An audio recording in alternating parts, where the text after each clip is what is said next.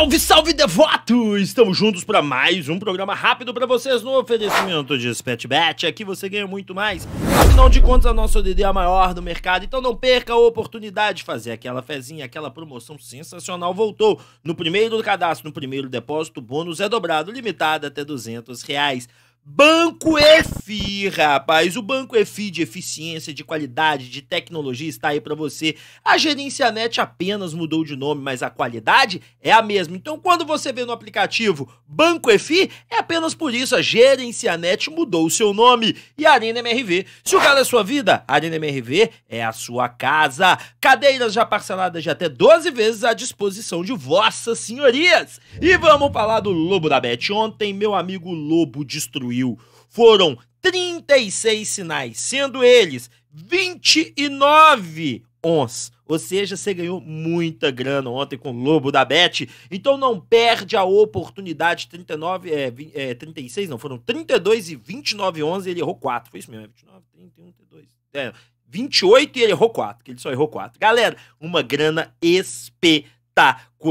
Aqui, ó, deixa eu mostrar pra vocês aqui. Tá precisando fazer uma renda extra? Tá precisando buscar um dinheirinho? Meu amigo, é com o Lobo. Aqui, ó, ó, os green tudo de ontem, ó.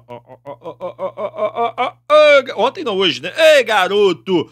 Bom demais! Renda extra, usa o meu cupom Vinegro20 que você tem desconto. Galera, tá na capa, tá na tela o tema de hoje. Últimos desafios, entrevista, dívida, SAF, Arena MRV, dívida Menin e Ricardo. Gente, o Sérgio Coelho deu uma entrevista, e foi uma festa, pro meu amigo Fred Ribeiro. E, cara, ele contou algumas coisas. Então eu vou direto nos pontos que eu acho que você é o que você quer saber.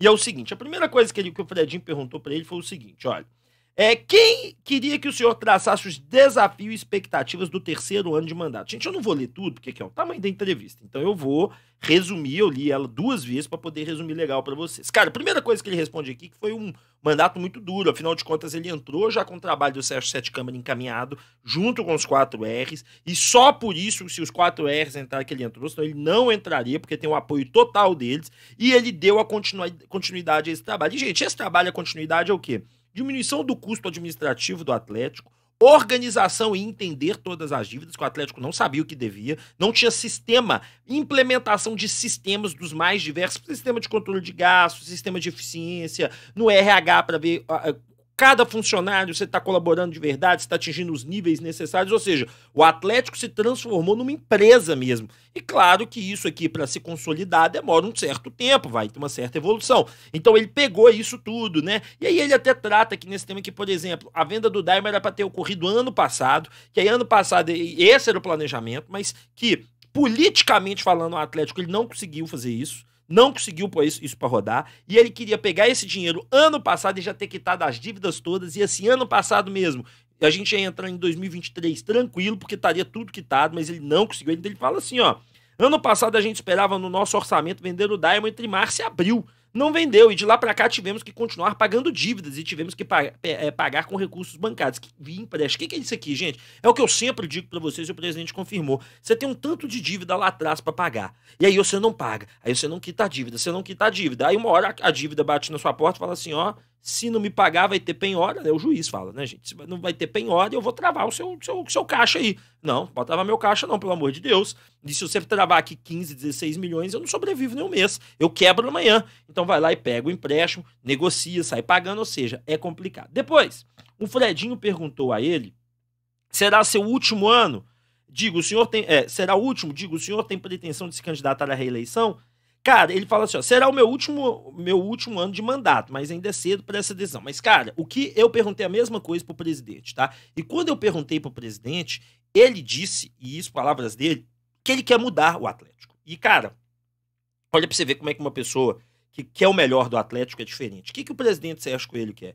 Ele quer que o Estatuto do Atlético modifique e que o Atlético seja governado por 3 pessoas, que ele seja gerido por 3 pessoas. Então que não vai ser mais um presidente mandando em tudo, e se um comitê, né? Igual hoje é com os 4 R's, ter ali uma turma e eles votam, eles decidem em comum. E, cara, e como vai virar só clube mesmo, vai administrar o restante da dívida, que vai ficar pouquinho, e os clubes sociais, acho que é o melhor caminho que o Atlético tem a fazer. Vão acabar voltando com todos os outros esportes, pode anotar. Aí ele pergunta também o seguinte, como é a rotina de ser presidente e como isso afeta? Aí ele conta o seguinte, que ele trabalha aqui à toa, ele fala, Eu trabalho no mínimo 14 horas por dia, é o suficiente para olhar tudo. Só não consigo deixar de fazer o que tem que ser feito. E ele conta que ele de manhã, ele trabalha nas empresas dele, normal, na parte da manhã, dali, volta de 11 horas, ele vai para a casa dele, que é próximo, almoça e vai para o Atlético, que passa da tarde até a noite. Ou no CT, ou na Arena, ou no Labareda, na sede de Lourdes, enfim. Aí ele conta isso também.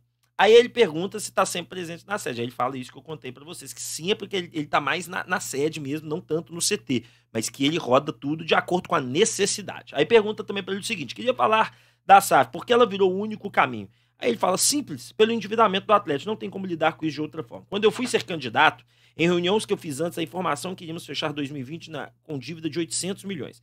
Foram as informações recebidas, e era realmente isso. Mas quando o balanço foi fechado, a dívida foi para 1,3 bi. O clube instalou a SAP e ele foi descobrindo dívidas e contratos passados que foram aparecendo. Quando isso entrou no balanço, a dívida foi atualizada para esse valor. São compromissos sérios com FIFA, dívida trabalhista, problemas perigosos. Passamos 2 anos administrando essa dívida. As receitas do Atlético são capazes de pagar o custo operacional do futebol e etc. Hoje, com o time que temos, caso o Atlético não estivesse nenhuma dívida, ele não precisaria virar SAF, só em caso de querer crescer ainda mais. Mas veja só, temos receitas que pagam o futebol e a administração e tudo. Temos receitas para isso, só que o Atlético precisa pagar juros e capital das dívidas. E, gente, isso daí é o seguinte, é porque o Atlético, desde 92, tem balanço negativo. Desde 1992, todos os balanços do Atlético são negativos, negativo. Aí teve um ano com o Nepomuceno de positivo, mas foi um falso positivo. Sabe por quê? É um falso positivo? Que tinha dívidas da FIFA que não estavam lá.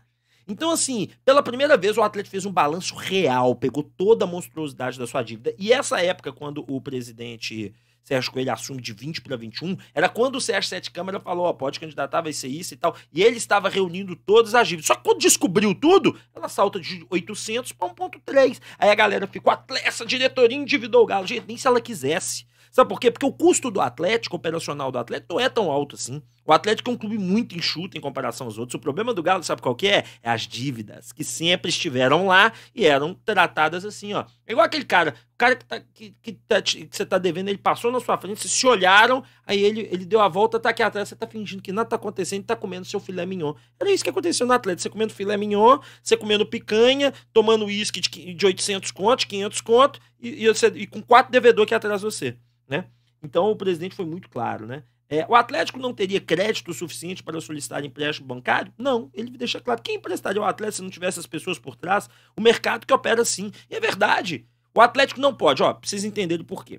A sede de Lourdes não pode ser penhorada. Os clubes não podem ser penhorados. Né? Você teria uma discussão de 50 anos. O CT poderia, mas, né?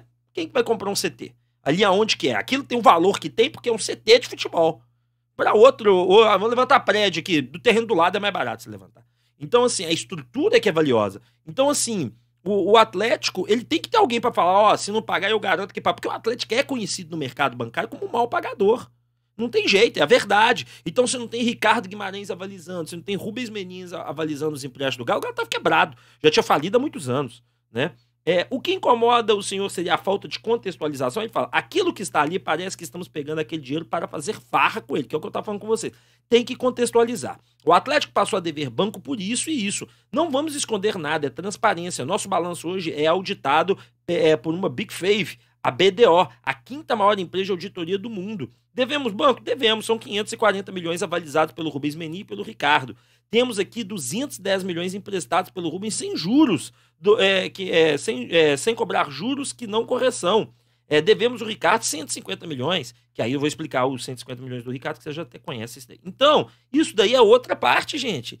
Foi tanta dívida, porque imagine você tem aí a receita do clube, que ela dá para custear o clube, ainda sobra um pouco de dinheiro, sobra ali uns 5, 4 milhões aí, 10 milhões por ano. Beleza, então você consegue custear o clube, vende, contrata, papapá. Só que você tem as dívidas FIFAs que não foram pagas durante anos, você tem as dívidas com empresários, você tem as dívidas trabalhistas, você tem as dívidas cíveis, você tem os empréstimos bancários e ninguém paga nada. Aí o que acontece? Você tem que pagar. Chega a FIFA e fala assim, se você não me pagar, eu vou te derrubar, eu vou tirar 3 pontos seu, eu vou proibir, eu vou dar transfer ban, ou seja, eu vou te rebaixar. Até pelo amor de Deus, vou lá e pago. Aí esse tipo de situação que vai acontecer que obrigava o Atlético a pegar empréstimo. Sobre a dívida com o Ricardo Guimarães, foi feito um acordo? Ele foi feito um acordo. Tem parte que já era do acordo feito e vamos pagar um valor razoável por mês. Esse outro fizemos acordo, mas a contabilidade não aceita pagamento da dívida. nós passamos valores. O que ele está explicando aqui? Lembra que o Ricardo Guimarães trocou o patrocínio master por receber o valor do patrocínio master por anos para o Atlético que está com ele? Pois é, só acontece. A contabilidade não aceita esse tipo de troca pelo que o Sérgio está falando.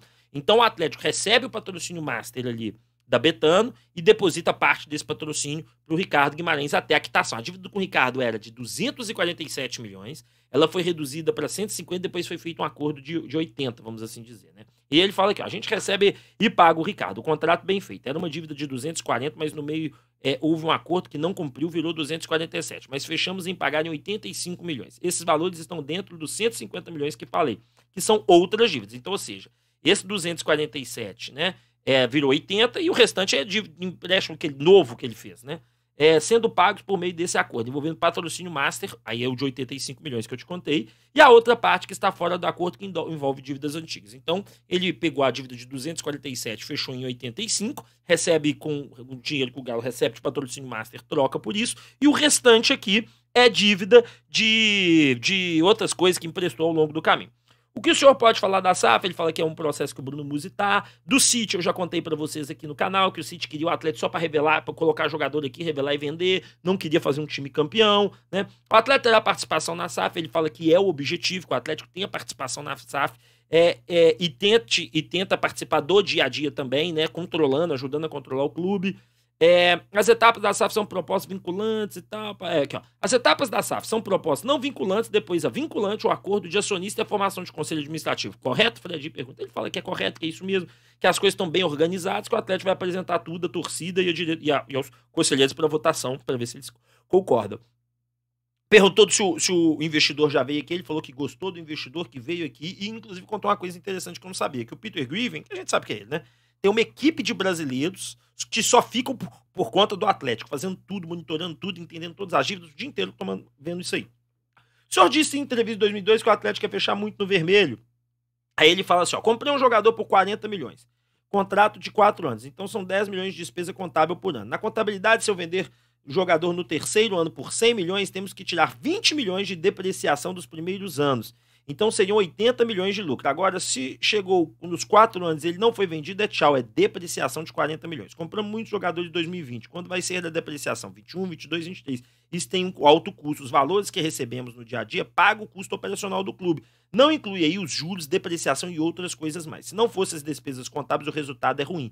Mas, por outro lado, o nosso PL líquido aumentou bastante e tal. Aí ele fala sobre isso aqui, né? Que é a Arena MRV e tudo. O Atlético convive com atraso, aí ele falou que confirmou que só está devendo o 13º, né? E por fim, o Atlético, a venda do Daima, ele fala, com decepção, a Multiplan tinha opção de compra e isso significa que éramos obrigados a notificá-la, dizendo quais as condições que estavam. Aí ele contou que nesse momento o doutor José Murilo Procópio entrou na sala, né?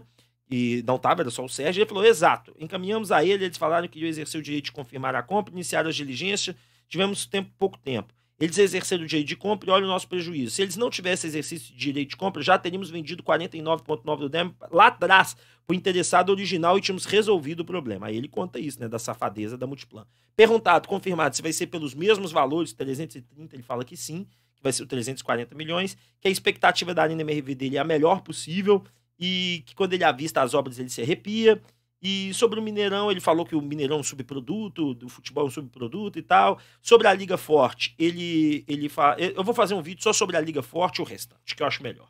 Bom, era isso aí. Então são os últimos desafios do Sérgio Coelho. Ele não deve continuar na presidência geral, ele deve, com a mudança do estatuto, organizar esse negócio de um conselho administrador, eu acho que vai funcionar muito legal. Gostaram do vídeo? Espero que sim. Trago sempre conteúdo de muita qualidade para vocês. Deixa o like, se inscreva, ative o sininho de notificação. O meu muito obrigado e fica com Deus. Valeu!